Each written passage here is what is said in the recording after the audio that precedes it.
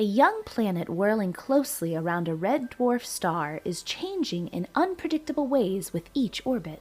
NASA's Hubble Space Telescope observations initially showed the planet wasn't losing its atmosphere to its parent star. 1.5 years later, Hubble observations revealed clear signs that the star's torrential blasts of energy, called a stellar wind, were stripping the planet's hydrogen atmosphere. These extreme changes between orbits, and over such a short period of time, shocked astronomers. Red dwarfs are the most abundant stars in our Milky Way galaxy, and they likely host most of our galaxy's planets. But can these planets be hospitable to life?